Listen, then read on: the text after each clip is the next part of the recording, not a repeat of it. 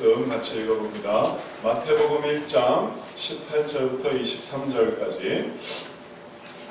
마태복음 1장 18절부터 23절까지 한 절씩 교독하도록 하겠습니다. 제가 먼저 1절 읽겠습니다. 예수 그리스도의 나심은 이러하니라. 그 모친 마리아가 요셉과 정혼하고 동거하기 전에 성령으로 잉태된 것이 나타났더니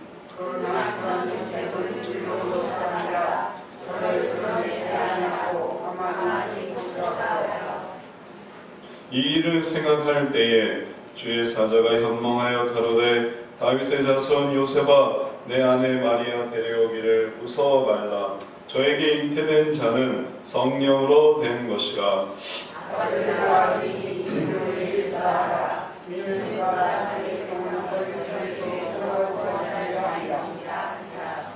이 모든 일에 된 것은 주께서 선지자로 하신 말씀을 이루려 하심이니 가라사대 잉태하여 아들을 낳을 것이요 그 이름은 임마누엘이라 하리라 하셨으니 이를 번역한즉 하나님이 우리와 함께 계시다 함이라. 아멘. 예수님께서 우리에게 내려오셔서 우리와 함께 하신 것은 정말 우리와 연합하기 위함이었습니다. 우리의 삶에 그저 일부분만 참여하신 것이 아니라 우리의 삶에 전적으로 참여하셨습니다. 반인 반신도 아니고 온전한 신이자 온전한 인간이신 그런 모습으로 우리에게 오셔서 우리와 정말 아주 친밀함을 나누셨습니다. 우리와 정말 함께 하셨습니다. 연합하셨습니다. 이것을 다른 말로 뭐라고 할 수 있냐면은 우애하셨다라고 할 수 있습니다. 우애하셨다. 우리와 정말 참 우애를 나누셨다. 깊은 우애를 나누셨다. 이 우애를 나눈다는 것은 이 여러 가지 의미를 가지고 있습니다. 기본적으로 우애란 뭐냐? 우애를 나눈다라는 건 뭐냐? 네 가지를 나누는 게 이게 우애입니다. 그리고 그 속에 이제 하나라도 걸리면 우애했다라고 말할 수 있습니다. 첫 번째 우애는 뭐냐면 기쁨을 나누는 것입니다. 기쁠 때 같이 기뻐하는 것, 그러한 기쁨이 바로 우애를 나누는 것입니다. 우애한다고 하지만 기쁠 때 이 사람하고 기쁨을 나눌 수는 없어. 이 사람한테 말하지 말아야지. 그럼 이거 우애를 나누는 게 아닙니다. 그는 나의 경쟁 상대고 함부로 기뻐하면 안 되고 조용히 나만 좋아하든지 혼자 이렇게 킥킥거리면서 웃어야지. 남한테 이거 너무 기쁜 일이다 말하면 이거 이 사람 뒤돌아가서 배 아파하거나 아니면 또 나를 공격하거나 이럴 사람이면 이거 우애를 나눈 사람이 아닌 것입니다. 근데 예수님은 우리가 우애를 나누셨어요. 정말 기쁨을 나누셨어요. 함께 기뻐하시고 또 주님의 기뻐하는 게 뭔지도 우리에게 또 알려주셨어요. 그래서 정말 우리와 우애하시는 것입니다. 근데 우애는 또 깊어집니다. 고민을 나누는 게 우애예요. 예를 들면 가족과 우애를 나눈다. 근데 이 가족이 고민을 나누지 않는다고 생각해 보세요. 이건 왜 이럴까요? 내 몸에 이런 게 생겼는데 전 이건 어떻게 하면 좋을까요? 좀 귀가 좀 이상한 것 같은데 어떻게 하면 좋을까? 좀 코가 좀 삐뚤어진 건데 어떻게 하면 이런 어떤 성장하면서 생긴 어떤 의문, 고문, 고민들 이해 안 되는 저 사람은 왜 저렇죠? 이런 고민들을 나눌 수 있으면 그게 우애하는 거예요. 그런데 그건 네가 알아서 해. 네 몸이 코가 삐뚤어지던 귀가 이상하던 어떻게 되든 그건 당신이 알아서 해. 네가 알아서 해. 우리는 다 알아서 하는 집안이야. 그런다고 하면 이건 우애를 나누는 게 아닌 것입니다. 그때 함께 고민하고 자, 코가 왜 삐뚤어졌나 보자. 귀가 왜 작은가 보자. 눈이 왜 작은가 보자. 거기에 같이 고민하면 좀 나아질 수도 있을 거야. 혹은 나중에 코를 성형해 줄게. 눈을 성형해 줄게. 혹은 또 이러고 살자. 아빠도 이래. 엄마도 이래. 우리가 다 이래. 그런 식으로 설명하다 보면 고민을 푸는 거예요. 그러지 않고 딱 잘라서 나는 몰라. 나는 네가 뭘 가지고 고민한지 난 몰라. 그럼 이건 우애가 아닌 것입니다. 진실로 우애를 나누면 고민을 나눠요. 그러나 고민을 나누는 게 끝이 아닙니다. 더 깊은 수준의 우애를 나눌 수 있어요. 그건 뭐냐면 괴로움을 나누는 거예요. 슬픔을 나누는 거예요. 분노를 나누는 것입니다. 혹은 절망을 나누는 거예요. 그럴 때 고통은 나누면 반이 돼요. 기쁨은 나누면 배가 돼요. 고통은 나누면 반이 돼요. 슬픔은 나누면 반이 됩니다. 같이 울어줄 수 있는 사람, 같이 슬퍼할 수 있는, 괴로워할 수 있는 사람, 또 같이 화낼 수 있는 사람, 그 사람이 정말 우애하는 사람입니다. 예수님은 바로 우리에게 이렇게 나아오셨습니다. 이 외에도 고통을 함께 나누는 우애도 있지만 오늘 우리는 바로 특별히 괴로움을 나누는, 주님이 우리의 어떤 괴로움에 함께 하셨는가, 주님이 어떻게 우리의 모든 두려움에 함께 하셨는가, 주님이 어떻게 우리의 모든 절망스러움에 함께 하셨는가, 오늘 말씀 속에서 바로 이러한 은혜를 나누려고 합니다.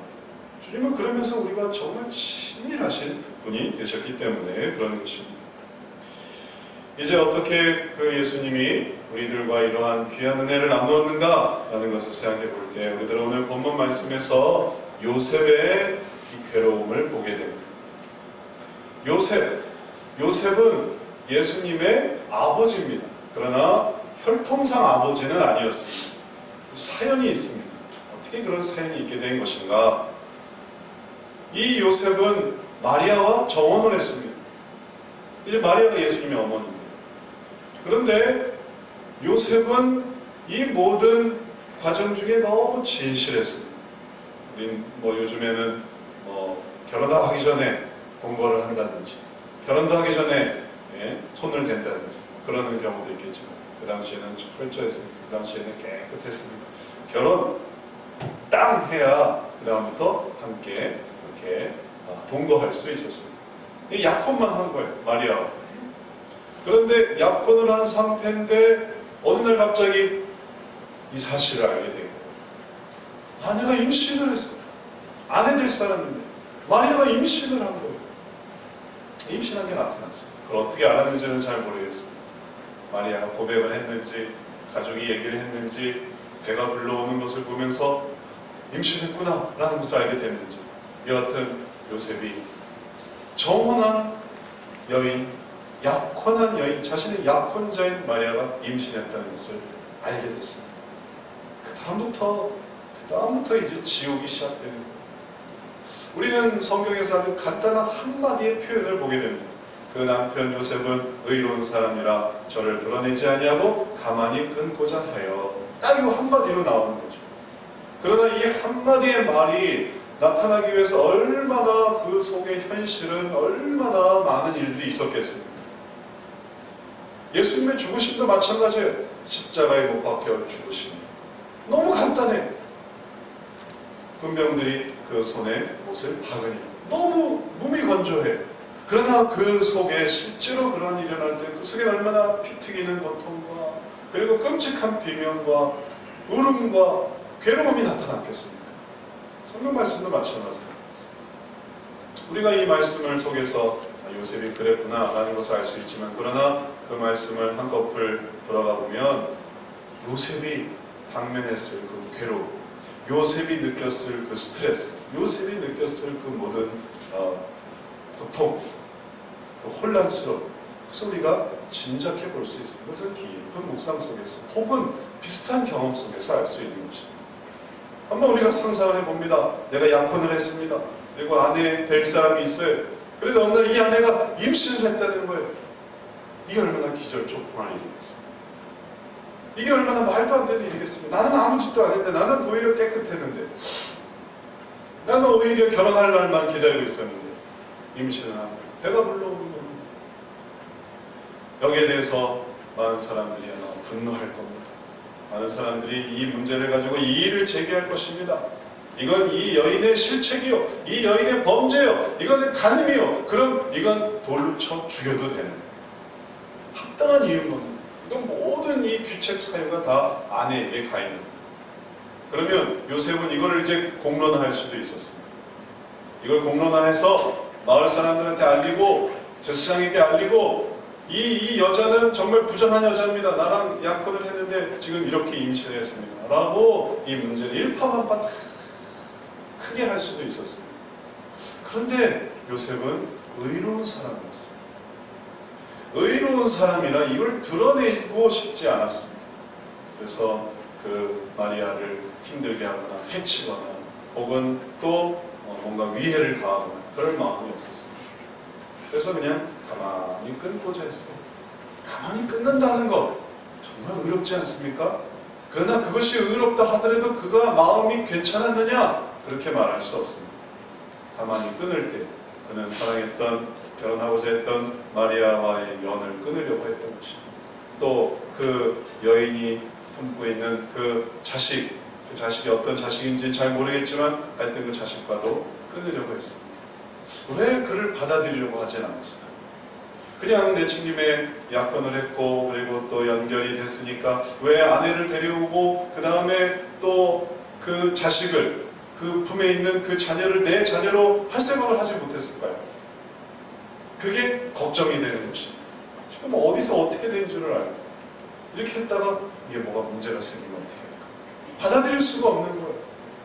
그리고 이렇게 받아들일 수가 없어서 괴로워하고 고민하는 그 순간, 그 기간, 그 시간, 그 모든 것은 바로 요셉에게 커다란 슬픔이자 또 괴로움이자 고민이자 고통이자 그리고 그 모든 마음속의 감정적인 아픔이었습니다. 최소한 언제까지? 천사가 나타나기 전까지. 천사가 그 꿈에 나타나기 전까지. 왜 천사는 그 일을 알고 왜 당장 나타나지 않았을까요? 천사는 최소한 그 일을 알고 밤에 잠이 들기 전까지는 나타나지 않았어요. 그러니까 이건 순전히 요셉의 몫이에요. 이 고민은. 이걸 해석해 주기 전까지는. 울며 잠이 들었는지, 고민하다 잠이 들었는지, 그날 잠이 들었는지, 하여튼 그날 잠이 들었습니다. 그리고 잠이 들었을 때에 천사가 나타난 것이에요. 꿈에 나타났습니다. 이걸 어떻게 하면 좋을까 생각하다가 잠들었을 때 현몽하여 라는 것은 꿈에 나타났다는 뜻이에요. 이 일을 생각할 때 주의 사자가 현몽하여 가로되 다윗의 자손 요셉아 내 아내 마리아 데려오기를 무서워 말라. 저에게 잉태된 자는 성령으로 된 것이라. 천사가 하나님의 부름을 받아 말해주었습니다. 이 일의 의미를 말해주었습니다. 하나님께서 천사를 통해 이 일의 의미를 깨닫게 해주었습니다. 그런데 가장 중요한 부분은 이 부분입니다. 다윗 자손 요셉아 내 아내 마리아 데려오기를 무서워 말라 라는 거예요. 특별히 무서워 말라 라는 것에 초점을 두어 보십시오. 무서워하는 걸 알고 계세요. 무서워하고 있다는 거예요. 뭘 무서워하고 있어요? 다 큰 남자가 뭘 무서워하고 있어요? 뭘 두려워하고 있어요? 그가 두려워하는 것은 이 아내를 데리고 왔을 때 생기는 일입니다. 임신한 이 여인을 데리고 왔을 때 일어날 일들입니다. 혹은 그 아기입니다. 그 아기를 내가 데리고 오면 어떻게 할까? 이 아기와 그 어머니를 내가 데리고 오면 어떻게 할까? 내가 약속했었지만, 결혼하기로 약속했었지만, 그러나 내가 함께하지 않았는데 생긴 이 아기, 이 모든 상황을 내가 감당하려고 한다면 이것은 얼마나 파국을 가져올까? 얼마나 악영향을 가져올까? 어떤 일이 일어날까? 그걸 무서워하고 두려워했던 것입니다. 그때 하나님께서 천사를 통해 말씀하시는 것입니다. 얘야, 두려워하지 말아라. 무서워하지 말아라. 주님은 우리들에게 이렇게 말씀해 주십니다. 우리들이 무서워할 때, 우리들이 걱정할 때 이 사람하고 만날 수 있을까요? 이 사람하고 결혼할 수 있을까요? 이 사람하고 같이 살 수 있을까요? 같이 산다 하더라도 또 생활이 잘 될 수 있을까요? 또 생활을 한다 하더라도 그 다음에 일을 잘 할 수 있을까요? 이 결혼 생활을 편안할 수 있을까요? 그 수없이 많은 그런 고민과 갈등 속에 있을 때 주님 우리들에게 말씀하십니다. 무서워 말아라. 무서워 말아라. 그러면 주님의 말씀은 그냥 하는 말일까요? 괜찮아, 다 잘 될 거야, 풀릴 거야. 그냥 우리가 하는 말이 있지 않습니까? 걱정하지 마세요. Don't worry, be happy. 그냥 기뻐하세요. 걱정하지 마세요. 그냥 하는 말일까요? 우리는 그냥 하는 말이지만 주님이 천사를 통해 하신 말씀은 그냥 하는 말이 아닙니다. 이유가 있습니다. 근거가 있습니다. 왜 무서워하지 말아야 되는지 이유가 있어요. 근거가 있어요. 그래서 이어지는 말이 저에게 잉태된 자는 성령으로 되는 것이다. 다른 남자 때문에 잉태한 줄 알았는데 알고 보니까 성령으로 잉태된 것이었어요. 하나님이 주신 아기였던 것입니다. 하나님이 주신 아기, 사람과 함께한 아기가 아니라 그리고 이 마리아가 부정해서 낳은 아기가 아니라 하나님께서 그 몸에 주신 아기였어요. 이어집니다. 이 아기에 대한 설명이 천사를 통해 계속 이어지고 있습니다. 21절 22절 같이 한번 읽어봅니다. 아들을 낳으리니 이름을 예수라 하라. 이는 그가 자기 백성을 저희 죄에서 구원할 자이심이라 하니라. 이 모든 일에 된 것은 주께서 선지자로 하신 말씀을 이루려 하시니니 가라사대. 주님이 이름까지 다 적어놨습니다. 이 아이가 특별한 아이였기 때문에 그래요. 이 아이는 어떤 아이냐? 그가 자기 백성을 저희 죄에서 구원할 자예. 바로 그 아기는 자기 백성을 저희 죄에서 구원하는 그런 아기인 것입니다. 그리고 그것은 주께서 선지자로 하신 말씀을 이루려 하시는 그러한 아이였습니다. 이 아이의 이름을 특별히 예수다라고 말하는 것은 이 예수의 이름의 뜻이 특별하기 때문에 그런 것입니다. 예수라고 할 때 헬라어로는 예수스라고 합니다. 예수스. 그걸 이제 우리는 예수라고 이렇게 음을 이렇게 따온 거예요. 정확히 말하면 헬라어는 예수스. 근데 이 예수스는 그 자체로 의미 없고 히브리어 말을 그대로 음역한 겁니다. 그래서 그 원래의 의미는 히브리어에 있어요. 그럼 히브리어로 이 말은 예수아라는 것을 헬라어로 바꾼 것뿐이에요. 그럼 예수아라는 말의 의미는 뭐냐면 변형이 된 건데 원래의 표현은 뭐냐면 여호수아라는 거예요. 여호수아.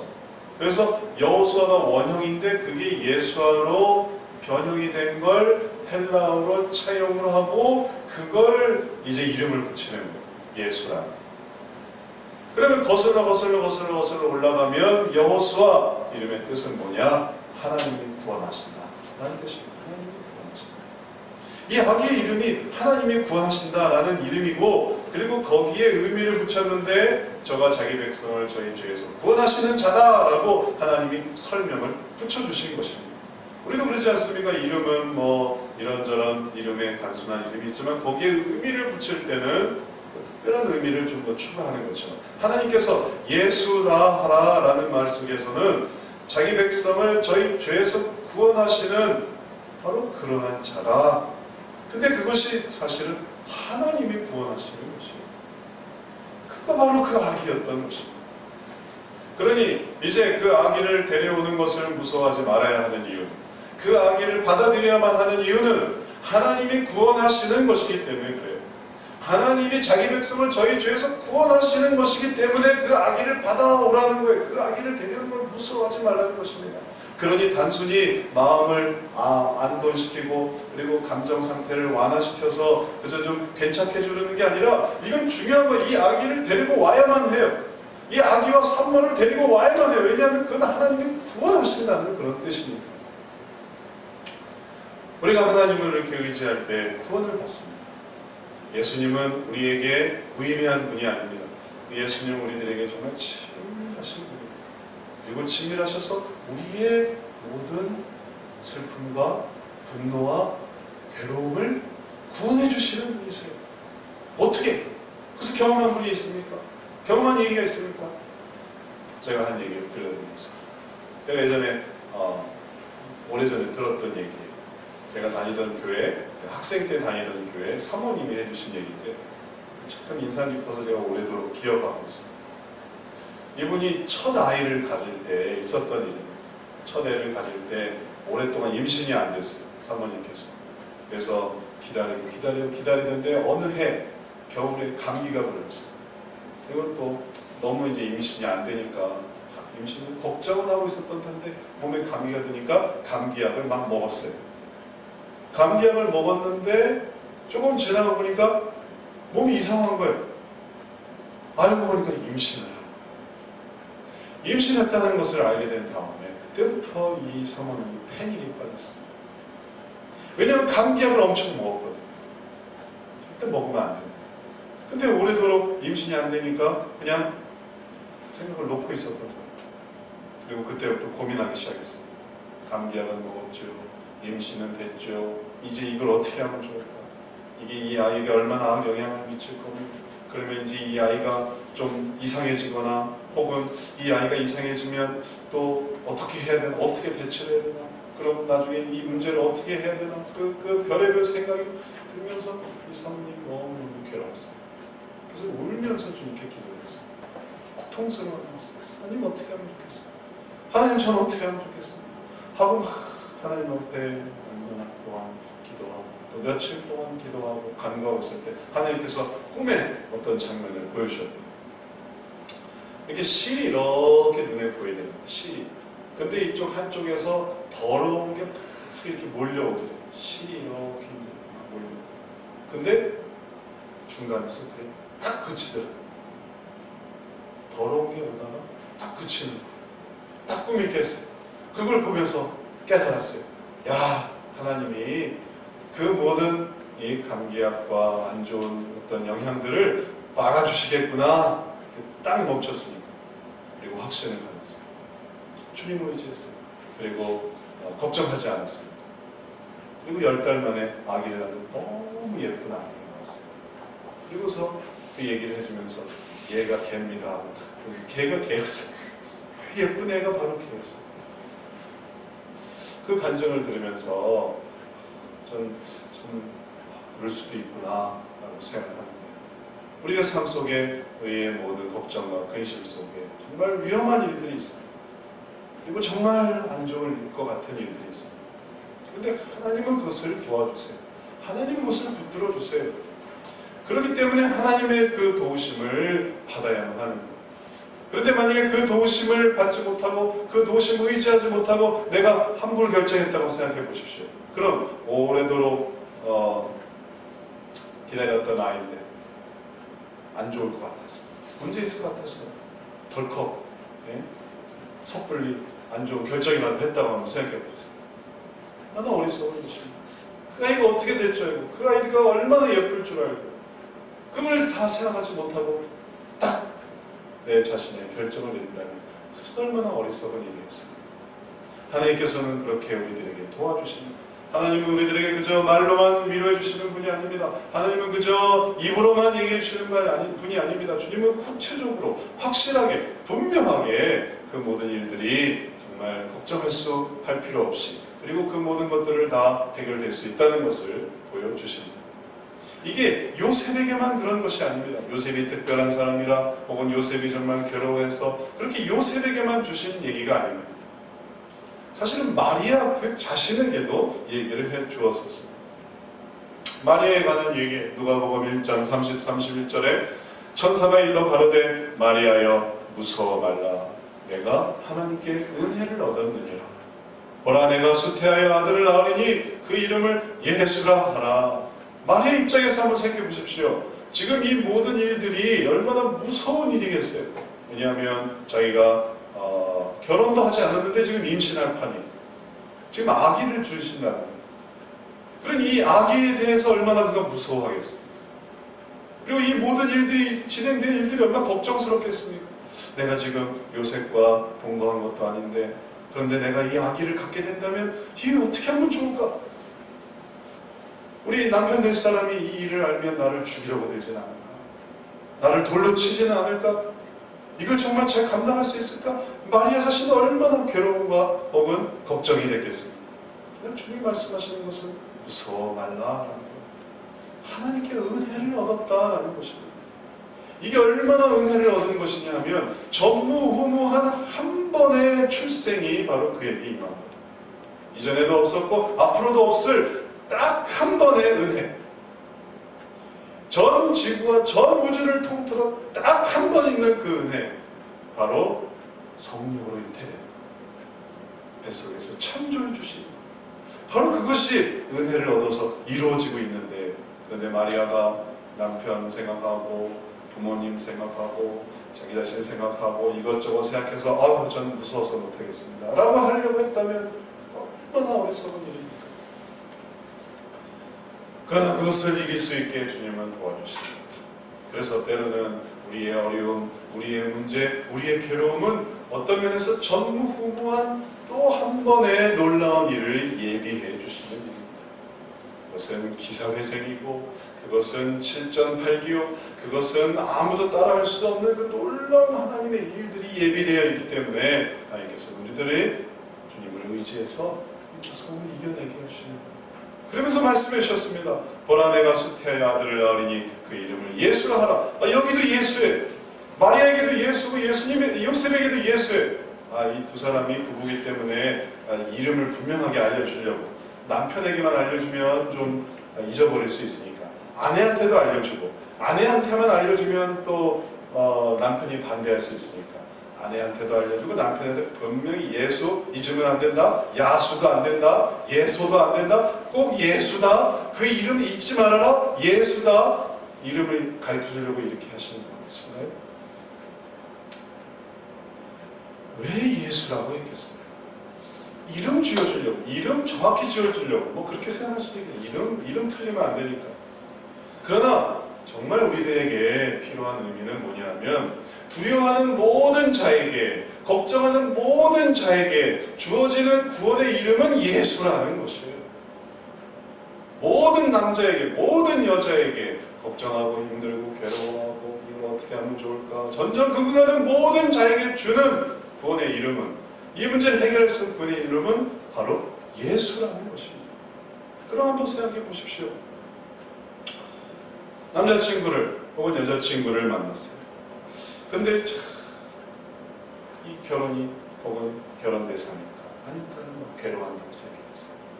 이 사람하고 사귀어야 되나 말아야 되나? 그것 때문에 방점을 묻죠. 이 사람에게는 이런 문제가 있고 또 이 여자에게는 이런 문제가 있고, 정말 어떻게 하면 좋을까? 그럴 때 우리의 그 괴로움을 해결해 주시는 분이 만약에 예수라고 한다면 그것을 받으실 수 있겠습니까? 결혼을 했다고 한번 해보세요. 결혼을 했는데 결혼 생활이 당장 시련이 닥쳐요. 당장 결혼하자마자부터 신혼 초부터 사소한 일에 부딪히면서, 그러면서 막 이제 이걸 다시 불려야 되나, 일단 혼인신고는 하지 않았으니까 이거 다 취소하고 이거 할 수 있을까, 아니면 계속 살아야 되나, 이렇게 할까 저렇게 할까, 이 문제로 괴로워할 때 그 문제를 해결할 수 있는 도우심 주신 이름이 예수입니다. 이게 바로 예수입니다. 결혼 생활을 어느 정도 했다고 해보십시오. 근데 이제 또 임신을 했어요. 임신을 했는데 애를 어떻게 낳을까, 혹은 애를 낳아도 잘 키울 수 있을까 고민하려고 할 때, 그때 우리에게 도와주시는 이름, 그분이 누굴까? 그분이 예수예요. 도와주시는 그분이 예수예요. 애를 낳았어요. 애를 낳았는데 잠을 못 자고 아프고 또 씨름하고 혹은 또 뭔가 문제가 생기고, 그럴 때 이 문제를, 고통, 이 괴로움을, 이 슬픔을 그걸 이기게 해주시는 그분이 누구냐?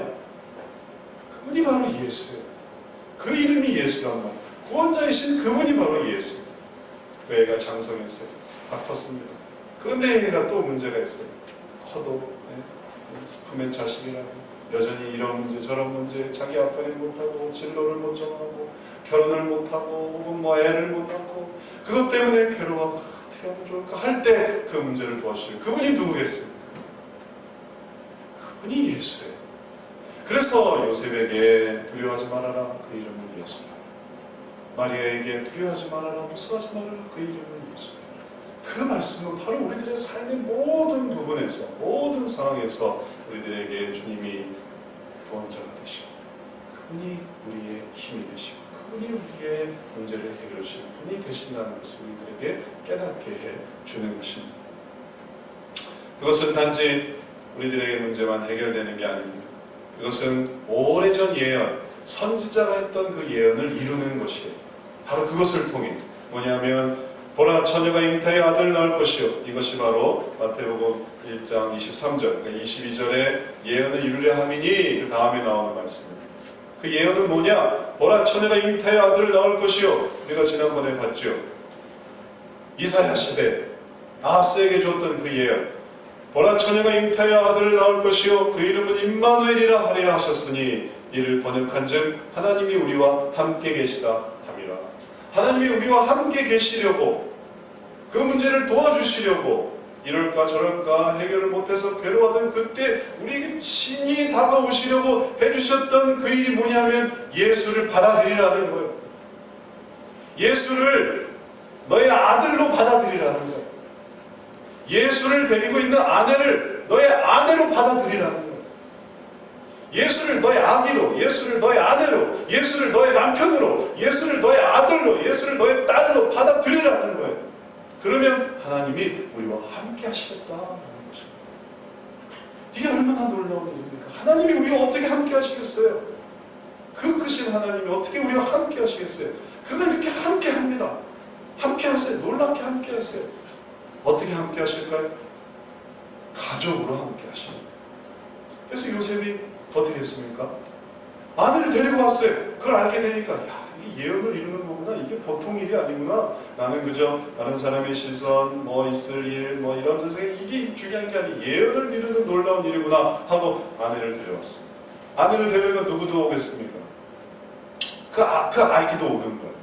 그 아기, 그 걱정했던 그 아기, 내가 아무 짓도 안 했는데 생긴 그 아기를 데리고 왔어요. 근데 이 아기가 누가 됐어요? 아들이 된 거예요. 그 아기를 임신하고 있는 그 여인이 내 아내가 되고, 그 다음부터 어떤 일이 일어났습니까? 그들은 가족이 되었어요.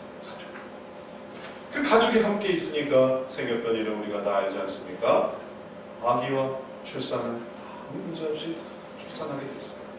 비록 있을 곳이 없었지만 그러나 말부리에 놓이게 됐습니다. 아무 문제가 없었어요. 뿐만 아닙니다. 동방 박사들이 와서 향유와 그 다음에 모략과 위함을 선물로 다 주고 이분이 이 아기를. 그러니 그 요셉이 그 장면을 본다고 한번 생각해보세요. 야, 이 아기가 이런 아기였구나. 그렇지 않겠습니까?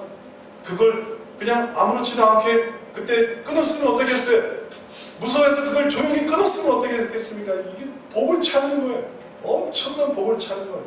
복을 찰 뿐만 아니라 저주를 받았다는 거죠. 그러나 그것을 받아들이니까 이 아기가 왕이에요. 왕 중에 왕.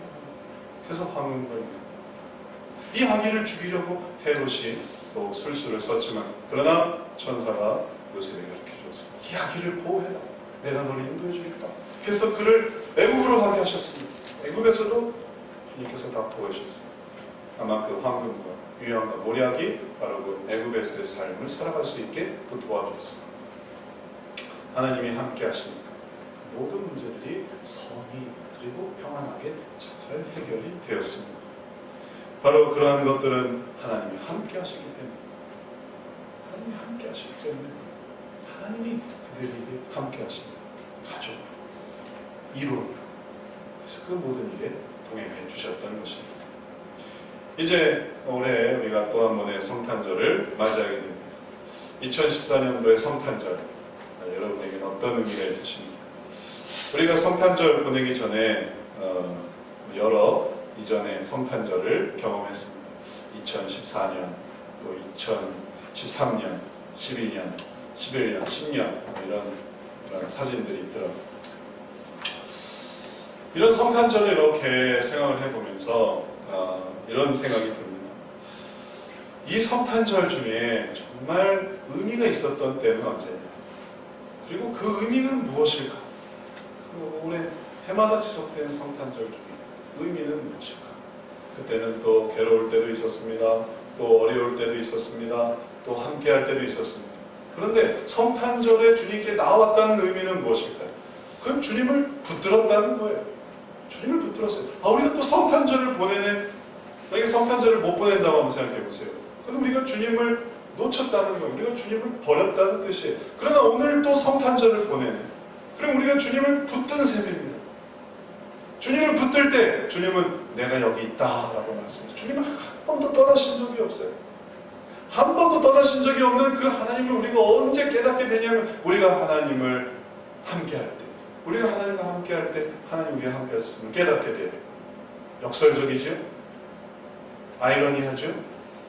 우리가 함께 하건 말고 하나님 우리와 함께 하시면 아는 게 아니라 우리가 하나님께로 나올 때 하나님 우리와 함께 하시면 이건 마치 이 태양을 바라보는 방향의 이 차이를 와도 같습니다.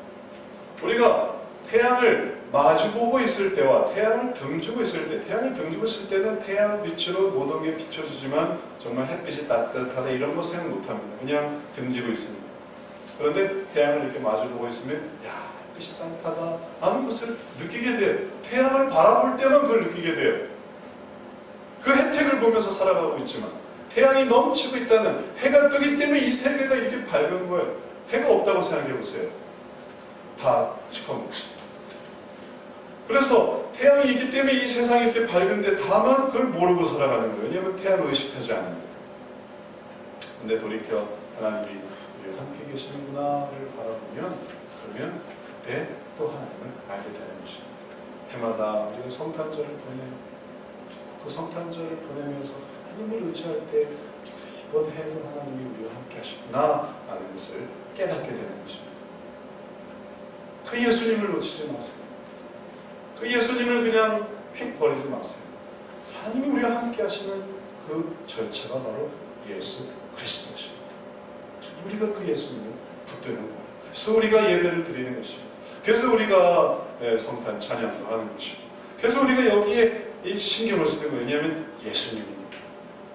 성탄 절기라서 이번에 다가오는 이 성탄절에 바로 주님이 우리와 함께 하심을 경험하신 여러분 되시기를 축원합니다. 저 무의미하게 혹은 그러려니 혹은 또 너무 익숙하게 습관적으로 보내지 마시고 이 예수구나, 나를 구원하신 그분이 예수구나, 내 고민을 해결하신 그분이 예수구나, 예수님을 붙들어야지 할 때 올 한 해 이 일들이 어떠했든지 그 일이 슬펐든지 어려웠든지 힘들었든지 결국 내가 그 속에서 예수님을 붙들었구나, 그것을 깨달을 때 주님이 여기 계신 거예요. 주님이 여기 계셨네요. 깨달을 수 있습니다. 이런 은혜 채워지고 그러면 삶 속에 충만하게 되시기를 주의 이름으로 축원합니다. 기도하겠습니다. 사랑의 하나님, 우리들에게 진실로 예수 그리스도를 통해 함께 하시니 감사합니다. 우리는 예수님만 붙들었는 것 뿐인데 주님은 그 속에 우리와 함께 하셨으니 참 감사합니다. 이제도 주님을 사모합니다. 이제도 주님을 붙듭니다. 정말 요셉이 그 모든 괴로움과 고통을 예수 그리스도를 붙들므로써 이겨낼 수 있었던 것처럼 마리아도 예수 그리스도 때문에 그 모든 일들을 다 잘 감당할 수 있었던 것처럼 우리도 우리의 모든 시름과 걱정 또 분노 또는 낙심, 두려움 모든 것들을 예수님을 붙들므로써 우리가 해결되며 또 이겨내며 또 감수하며 또 그 속에서 승리함을 깨닫게 하여 주옵소서. 그 은혜를 오늘도 사모하오니 이번 성탄절에 주실 은혜를 또 의지하며 또 나아갑니다. 우리와 함께 하실 줄을 믿고 또 감사합니다. 그 함께 하심을 경험하는 오늘 한 해 귀한 시간 되게 하여 주옵소서. 예수 그리스도 이름으로 기도드렸사옵나이다. 아멘. 이 찬송 함께 들어가겠습니다. 120장 같이 청해드립니다.